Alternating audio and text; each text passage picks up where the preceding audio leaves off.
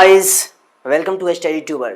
तो अभी हम लोग देखने वाले हैं, आपको मैं बता दूं, एनसीईआरटी क्लास 9 का सेकंड चैप्टर जो आपका है इस मैटर अराउंड स्पीड में हम लोग लास्ट डे देख रहे थे सब्लिमेशन, लेकिन आज का जो टॉपिक हमारा है वो है सेंट्रीफ्यूगेशन। मैं टॉपिक लिख देता हूं, सेंट्रीफ्यूगेशन। सेंट्रीफ्यूगेशन। और मैं अब आपको बताना चाहूंगा कि ये सेंट्रीफ्यूगेशन आखिर होता क्या है। ये सेंट्रीफ्यूगेशन क्या है? जैसा कि मैं आपको बता दूं, सेंट्रीफ्यूगेशन जो है एक प्रोसेस होता है जिसमें क्या होता है कि कोई सॉलिड का सस्पेंडेड पार्टिकल जो होता है वो किसी लिक्विड में होता है। तो वैसे चीज को हम लोग सेपरेट आउट जो करते हैं बाय दिस प्रोसेस सेंट्रीफ्यूगेशन। अब कहोगे सर वो एग्जांपल क्या है?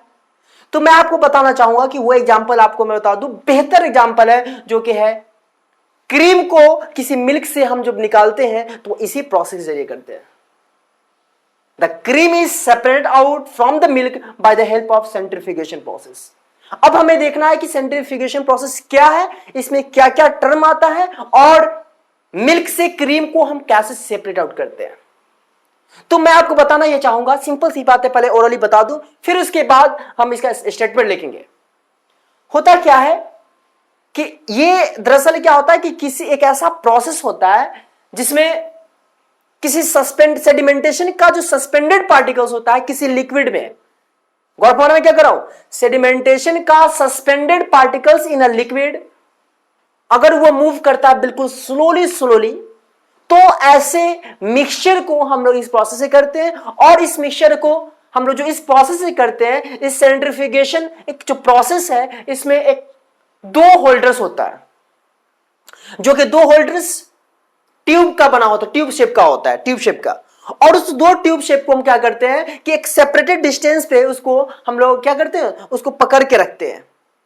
फिर उसके बाद उसको रैपिडली उसको हम लोग मूव करते हैं, मोशन कराते हैं और उस दोनों ट्यूब में क्या करते हैं कि उस मिल्क को डालते हैं। तो मिल्क को डालने के बाद जैसे ही रैंडमली उसको रैपिडली मोशन करेंगे तो पता यह चलेगा कि आप जरा गौर फरमाओगे, वहां पे होता क्या है कि जो लाइटर पार्टिकल्स होता है वो लिक्विड के अपर पार्ट में आता है और जितना भी सॉलिड पार्टिकल्स है वो हेवियर होने के कारण वो किसी उस ट्यूब के बॉटम में आ जाता है।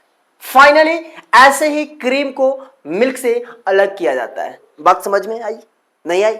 आपने कभी देखा होगा घर में ही जब दूध से क्रीम को निकाला जाता है तो कुछ ऐसे ऐसे हम लोग करते हैं ना, तो जब ऐसे ऐसे करते हैं तो पता यह चलेगा उसमें, वहां पे आपने नोटिस किया होगा कि लाइटर पार्टिकल जो है ऊपर आ जाता है और जो हेवियर पार्टिकल्स है वो नीचे आ जाता है। और जो लाइटर पार्टिकल वही तो क्रीम है ना, उसी क्रीम को हम लोग क्या करते हैं, अलग कर देते हैं। बात समझ में आई? चलिए अब इसका हम लोग लिख देते हैं कि आखिर क्या क्या होता है।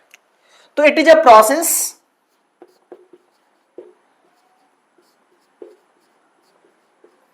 it is a process used when the sedimentation particles of sedimentation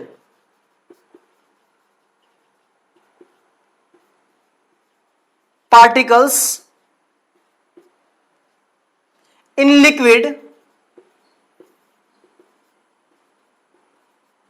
sedimentation particles of solid, एक मिनट, particles of solid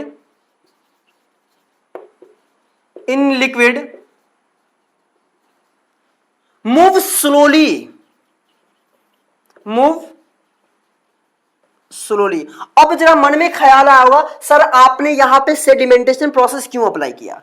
तो मैं बताना चाहूंगा कि याद करिए, जब हम डट्स पार्टिकल्स यानी मडी वाटर जो होता था, डट्स के साथ वाटर जो होता वो वैसे मिक्सचर को हम लोग क्या कहते थे, सेडिमेंटेशन ही तो कहते थे। सेडिमेंटेशन प्रोसेस के जरिए ही तो हम लोग वाटर को अलग करते थे और प्योर वाटर अलग करते थे और डस्ट पार्टिकल जो है उसको अलग करते थे। किस प्रोसेस जरिए? सेडिमेंटेशन प्रोसेस जरिए। फिर क्या होता है कि इस मिक्सचर को हम लोग कहां रखते हैं, मतलब इस प्रोसेस जो करते हैं वो चीज को जो हमें सेपरेट आउट करना है वो कहां रखते हैं, सेंट्रीफ्यूगेशन ट्यूब में रखते हैं। तो the mixture is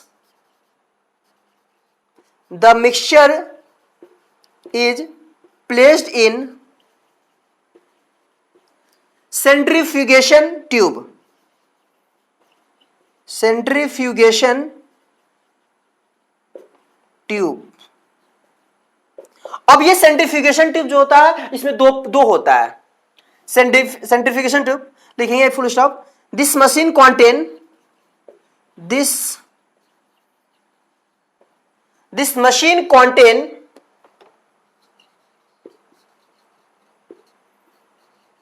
two tubes are placed in holder and we move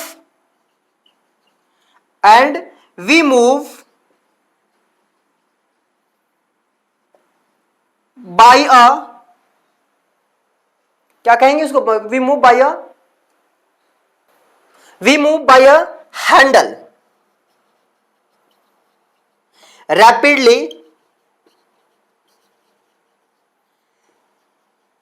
then the lighter particles in a tube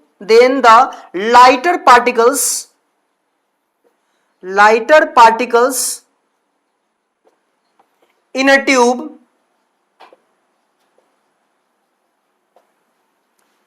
separate out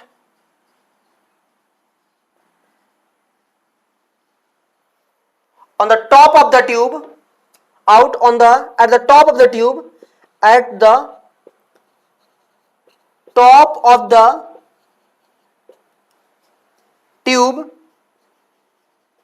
and solid particles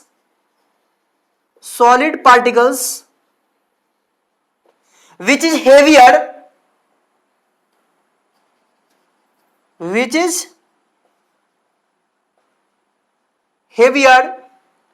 so that settle down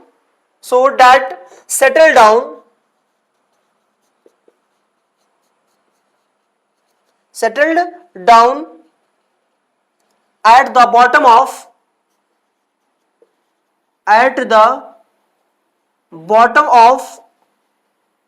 the tube। समझ पा रहे हो मैं क्या कर रहा हूं?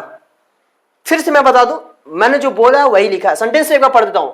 It is a process used when the sedimentation particles of solid in liquid move slowly. The mixture is placed in centrifugation tubes. This machine contains two tubes are placed in holder and we move by a handle rapidly. Then the lighter particles in a tube separate out at the top of the tube and the solid particles which is heavier so that settle down at the bottom of the tube. Thus we separate.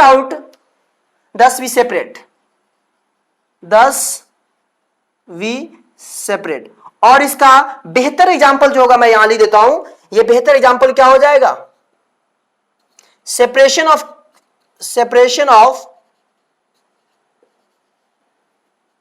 क्या? Cream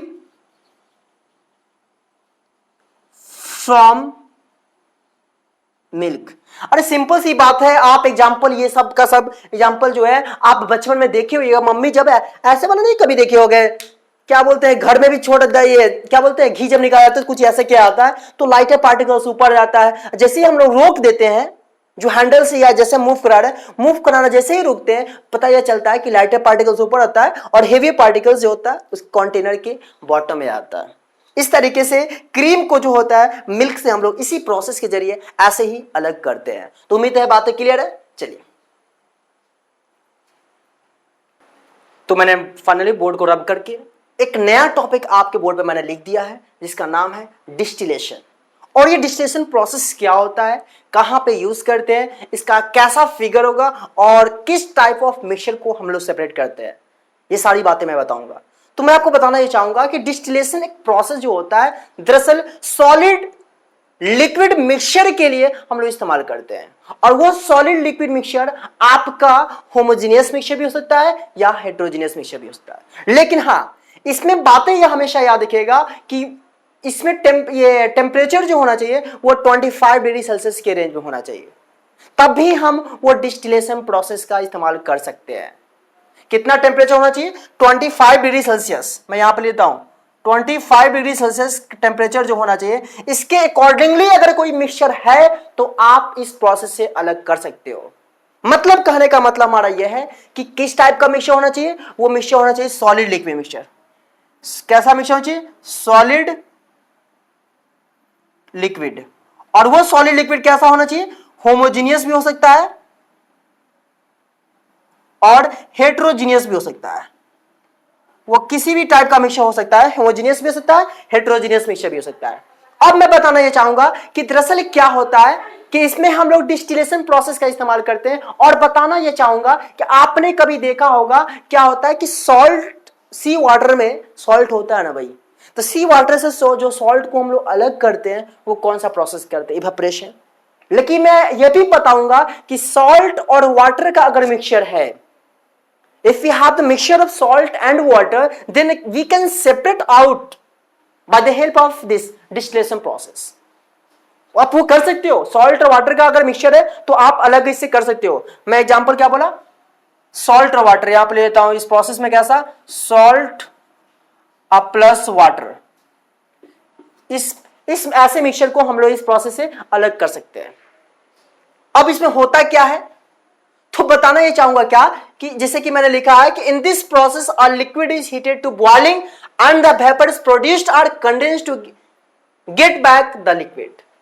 मतलब क्या होता है कि उस liquid को आप boil करोगे, टेम्परेचर दोगे। जब टेम्परेचर दोगे तो बचपन से जानते हैं किसी भी लिक्विड को अगर हम बॉइल करते हैं तो क्या किस चीज में कन्वर्ट होता है? वेपर में कन्वर्ट होता है।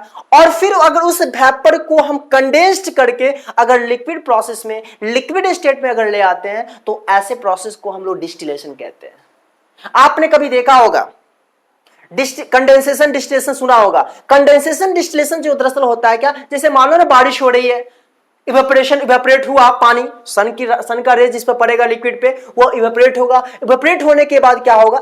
लाइट पड़ना मतलब क्या? हीट करना। हीट होगा तो क्या होगा? इवेपोरेट होगा। और वो इवेपोरेट होगा, आसमान में जाएगा, बादल में जाएगा, और वहां पर जाने के बाद क्या होगा? वो कंडेंस्ड होगा। और कंडेंस्ड होने के बाद फिर लिक्विड।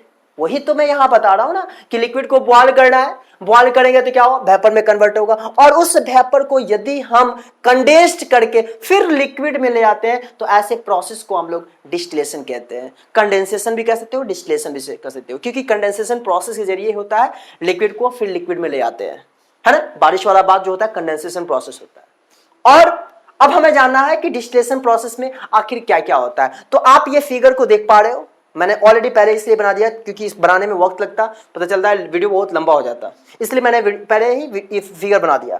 ये दरअसल डिस्टिलेशन प्रोसेस। अब है क्या जान लो, इसको बोलते हैं, ये ग्राउंड फिगर जो देख पा रहे हो दरअसल इसको बोलते हैं डिस्टिलेशन फ्लास्क।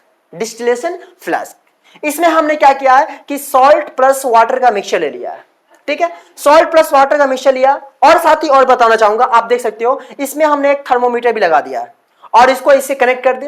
कनेक्ट करने के बाद क्या है कि डिस्टिलेशन फ्लास्क जो देख पा रहे हो इसका एंड पॉइंट, डिस्टिलेशन का एक आर्म से हम लोग कंडेंसर जो है, ये कंडेंसर है, ये जो देख पा रहे हो इसको कंडेंसर कहते हैं। तो कंडेंसर को कनेक्ट कर दिए किसके?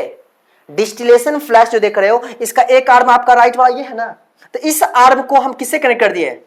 कंडेंसर से कनेक्ट कर दिए। और फिर कंडेंसर का जो एंड पॉइंट है उसको हमने एक कंटेनर से कनेक्ट किया जिसका नाम हमने रखा क्या? रिसीवर। क्या नाम रखा? रिसीवर रखा। और अब हम लोग चलते हैं कैसे अलग करेंगे। तो बताना यह चाहूंगा कि सॉल्ट और वाटर को इसमें रख दिए, इसको हम क्या कर रहे हैं? किसी बर्नर से इसको बॉयल कर रहे हैं। क्या कर रहे हैं? बॉयल कर रहे हैं। और याद रखिएगा सॉल्ट और वाटर में जो टेम्परेचर का डिफरेंसेस होना चाहिए वो 25 डिग्री सेल्सियस, तभी हमें ये प्रोसेस का इस्तेमाल कर सकते हैं। तो इसको हम लोग बर्न कर रहे हैं, बॉयल कर रहे हैं। तो बॉयल करेंगे तो क्या होगा? पता यह चलेगा कि ये वेपर बनेगा। वेपर बनने के बाद यहां पे आएगा और इससे कौन कनेक्ट है? कंडेंसर कनेक्ट है। तो जब वेपर बनेगा तो ये वेपर आके यहां पे क्या होगा?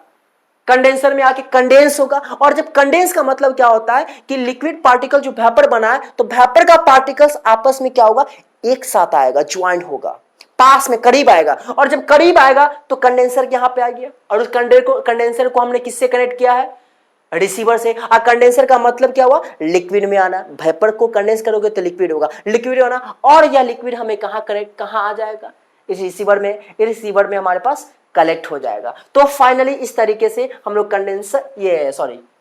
डिस्टिलेशन प्रोसेस के जरिए हम लोग उसके मिक्सचर को सेपरेशन कंपोनेंट्स को सेपरेट करते हैं। तो यहां हमारा वाटर आ गया, यहां आपका सॉल्ट बच गया। अब इसमें क्या क्या लिखा हुआ है मैं थोड़ा उसको पढ़ दूं। Distillation process is carried out in distillation flask. Distillation flask में कैरिड होगा डिस्टिलेशन फ्लास्क। डिस्टिलेशन प्रोसेस हमेशा डिस्टिलेशन फ्लास्क में होगा। ठीक है, आगे पढ़ते हैं। The side arm of the flask is connected to a condenser. और ये साइड आर्म है, ये फ्लैश जो देख पा रहे हो इसका साइड आर्म ये है, और इस साइड आर्म को हमने कनेक्ट किया किससे? कंडेंसर से, जिसको हम बोलते हैं ली-बेक कंडेंसर भी कहते हैं, याद रखिएगा। या इसको हम लोग कूलिंग डिवाइस, कंडेंसर का मतलब क्या हो? Cooling device. जैसे ही हमने डिस्टिलेशन फ्लैश को हीट किया, गर्म किया, वेपर बना। वेपर किस में जाएगा? कंडेंसर में जाएगा। और कंडेंसर का क्या काम है? वो कंडेंसर क्या है वैसे? कूलिंग डिवाइस है। और वो उसको कूल करके फिर क्या करेगा आगे देख लो। Which is called Lieberger condenser. The end point of the condenser is connected to a receiver. और इसका कंडेंसर का एंड पॉइंट जो देख पा रहे हो इसको किससे कनेक्ट किया गया है? रिसीवर से कनेक्ट किया गया है। और रिसीवर क्या करेगा? जैसे ही देखो ना यार, यहां लिखा हुआ है the solution is taken in a flask and gently heated with a burner, the vapours come out in a condenser and get converted into liquid. अरे सिंपल सी बात है, फ्लास्क में हमने सॉल्ट प्लस वाटर लिया, उसको हीट करेंगे तो कौन वेपर बनेगा? वाटर या सॉल्ट? वाटर वेपर करेगा, वाटर वेपर बनेगा। और उससे कौन कनेक्ट है? कंडेंसर। कंडेंसर में क्या क्या काम है? कूलिंग डिवाइस है। क्या करेगा? वाटर को, जो वेपर बना वेपर को कूल करेगा। अब वेपर को कूल होगा तो क्या बनेगा? लिक्विड बनेगा। और उस लिक्विड को कलेक्ट करने के लिए हमने कंडेंसर के लास्ट पॉइंट से रिसीवर कनेक्ट किया है, और रिसीवर में कनेक्ट हो जाएगा। बच हमारा जो गया फ्लास्क में क्या बच गया? देखो ना भाई, सॉल्ट बच जाएगा। तो सॉल्ट और वाटर मेरा यहां पे अलग हो गया। लेकिन हमेशा इस बात को याद रखिएगा कि डिस्टिलेशन प्रोसेस में हम सिर्फ और सिर्फ होमोजीनियस मिक्सचर को भी अलग कर सकते हैं, हेट्रोजीनियस को भी कर सकते हैं। और इसमें टेम्परेचर का जो डिफरेंसेस होना चाहिए वो 25 डिग्री सेल्सियस। हमेशा इस बात को याद रखिएगा। और वह मिक्सचर सॉलिड लिक्विड होना चाहिए। तो यहां पे मैं थोड़ा साइड हो जाता हूं, आप ताकि अच्छे से देख लो। और अपने कॉपी में इसका नोट्स जरूर तैयार करना, क्योंकि बहुत ही बेहद इंपॉर्टेंट बातें बताया।